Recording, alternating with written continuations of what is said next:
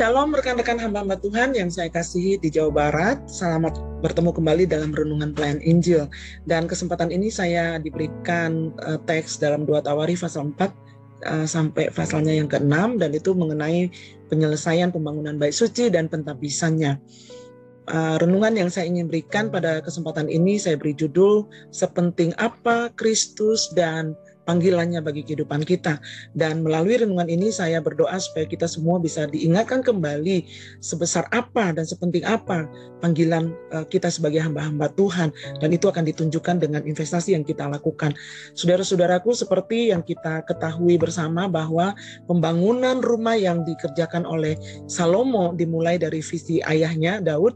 Daud rindu mendirikan bait suci bagi Tuhan. Kalau kita lihat di pasal-pasal sebelumnya bahwa dia ingin melakukan hal tersebut, tetapi Tuhan tidak menghendakinya karena dia terlalu banyak menumpahkan darah. Dalam hal ini saya berpikir bahwa Daud cukup berhasil meneruskan visi tersebut kepada Salomo anaknya untuk bisa merealisasikan passion yang ada di dalam hatinya.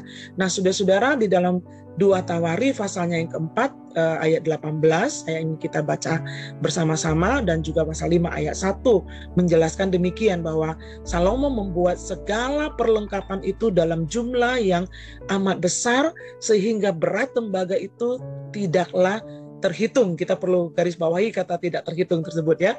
Dan pasal 5 ayat pertama dikatakan, maka selesailah segala pekerjaan yang dilakukan Salomo untuk rumah Tuhan itu. Kemudian Salomo memasukkan barang-barang kudus Daud ayahnya dan menaruh perak, emas, dan barang-barang itu dalam perbendaharaan rumah Allah. Nah, saudara, kalau kita lihat begitu spektakulernya pembangunan bait suci yang dilakukan oleh Salomo. Memang luasnya tidak terlalu besar ya, karena bait suci Allah yang kedua yang dibangun oleh Herodes itu jauh lebih besar daripada yang dibangun oleh Salomo. Kenapa Salomo mengisi bait suci itu dengan barang-barang berharga yang tidak terhitung, dikatakan di sana ya, begitu luar biasa.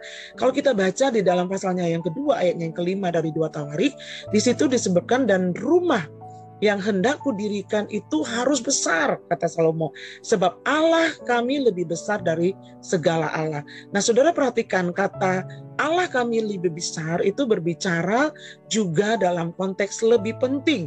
Ya, Allah itu lebih besar, Allah itu lebih penting, Allah itu lebih utama. Dan itu dalam pengertian bahasa aslinya ya. Dan kalau kita perhatikan pelajaran apa yang kita dapat dari Salomo, Salomo tidak takut rugi ketika dia membangun bait suci.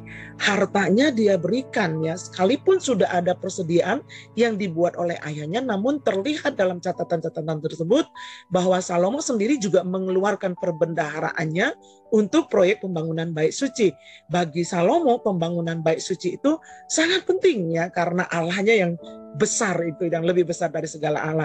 Dan sebagai hamba-hamba Tuhan, secara khusus kita dipanggil untuk membangun bait suci Tuhan, tubuh Kristus, gerejanya. Nah, pertanyaannya, seberapa penting pembangunan tubuh Kristus bagi kita? Adakah itu menjadi sesuatu yang prioritas di dalam kehidupan kita hari-hari ini? Jika itu sangat penting dalam hati kita, maka itu akan nyata di dalam investasi yang kita lakukan. Karena Matius pasalnya yang ke-6 ayat 21 berkata, karena di mana hartamu berada, di situ hatimu berada. Nah, saudara-saudara, jika panggilan membangun tubuh Kristus itu sangat penting, maka kita tidak akan takut rugi ketika kita harus investasi untuk hal mengembangkan diri kita, memperlengkapi diri kita, yang pada akhirnya bertujuan untuk bisa membangun jemaat. Salomo memberikan contoh level berkorban yang lebih tinggi, saudara-saudara. Dia tidak tergantung kepada sumber daya yang sudah disediakan oleh ayahnya, namun dia mengeluarkan lumbungnya sendiri. Mengapa ia lakukan itu? Karena Tuhan yang dilayaninya terlalu besar atau terlalu penting. Tuhan Yesus memberkati saudara.